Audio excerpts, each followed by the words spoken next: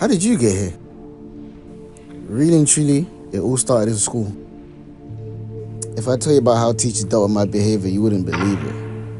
My ADHD wasn't taken into consideration.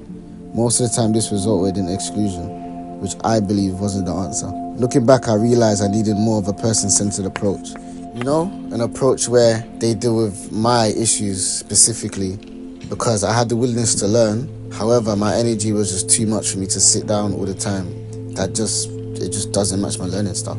Hearing you speak about your school experience leaves me a bit gobsmacked. Over the years, you have definitely grown and you speak much better.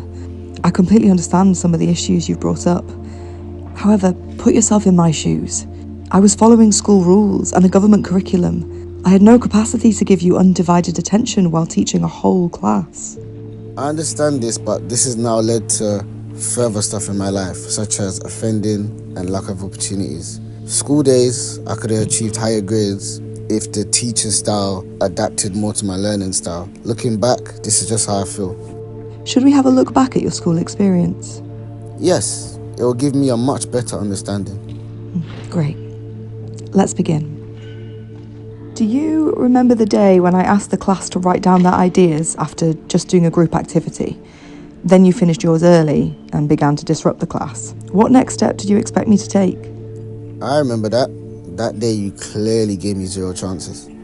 Because I've been teaching you for a few years. I know once I give you more than one chance in a classroom, you do not stop. So I sent you to your support teacher.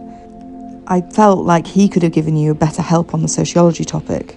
Okay, so you thought about me there. Find it rather hard to believe. Let's look at another scenario. There was a time when I was introducing a new topic, so it took a lot of time for me to speak on it, and I had to showcase a few videos. I knew it would be long, and your attention span is very short, so I allowed you to get up and walk around the class if you needed, and to stand by the window. And towards the end of the explanation, you started throwing papers at other students. What do you have to say about that?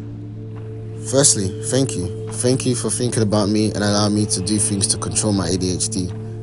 However, you could have started some group discussions at some point.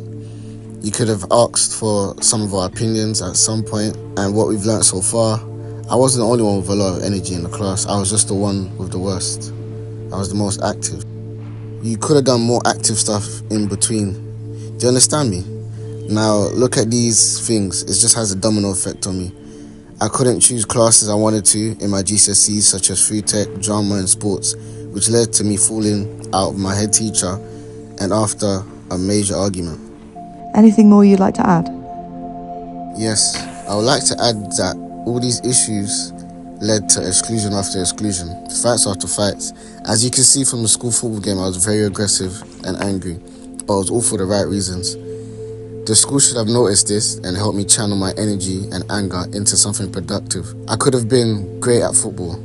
This could have changed the course of my life. They used my interest and my strengths against me rather than giving me a platform to develop. They took the opportunity away from me and used it as punishment. I expressed my interest in fitness and sports, but when it came to applying for work experience, my school stuck me in a construction role that I had no interest in whatsoever.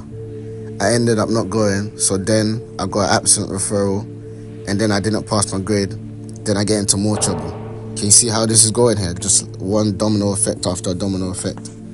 The first group of people I could call my friends or my circle were the kids in the exclusion room. The kids that got kicked out of class, the kids that the school wanted absolutely nothing to do with. This is the first family, my first community, and we were just all influencing each other. Once the school excluded me, I am now just out in the community with other socially excluded kids. Due to my parents being at work till 5 p.m.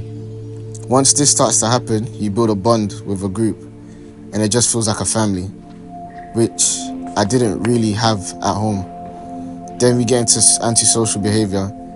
Then I protect my friends by any means, and then the rest is just history.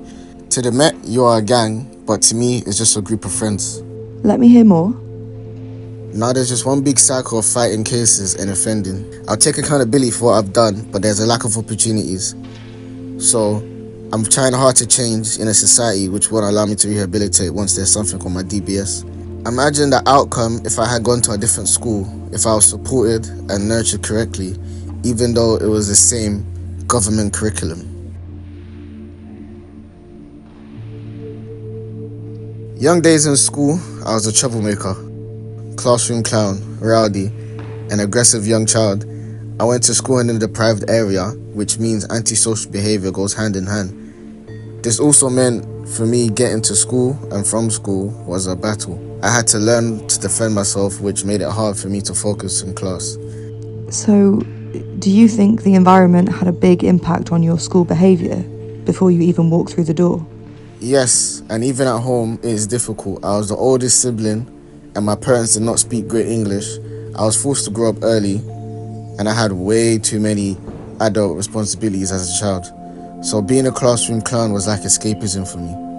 Life outside the classroom is when it got serious and hard. Getting in trouble at school was the least of my worries. Can you tell me more about your actions in school that might have resulted from any of these experiences outside of school? I also feel like I matured early. I had a smart mouth, which teachers didn't like, as they felt like their authority was being challenged. And this also led to a lot of playground fights with people of all ages. And how did your school react to this? The school teachers had a meeting about me and they just suggested exclusion, and more exclusion. But there was one teacher that suggested something different. This teacher later became my mentor. My mentor applied a person-centered approach. What did this support consist of? Firstly, the mentor had a lot of links and signposted my mum to an organisation which helps with language barriers, and it helped my mother apply for benefits that she was eligible for. That sounds like a big help. Can you tell me how the mentor directly helps you in school? I had many one-to-ones when my mentor broke down my interests at the time.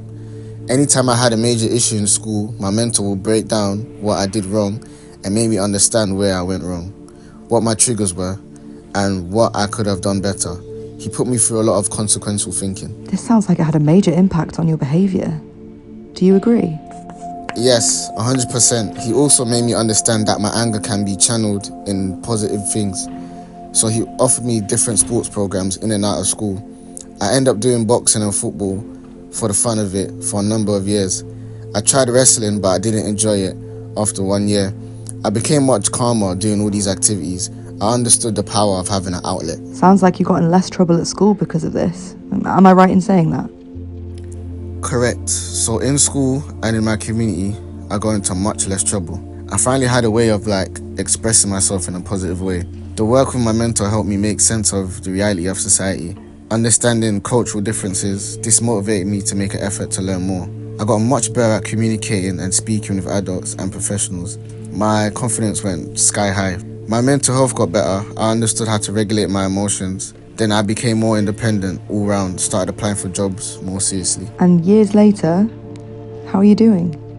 I'm doing well now, and I'm in my desired career. It wasn't easy whatsoever, but the talks with my mentor made me understand that I needed a lot of resilience, being where I'm from, ethnicity-wise, and my demographic. Sounds brilliant. Would you recommend this mentor's approach to anyone else?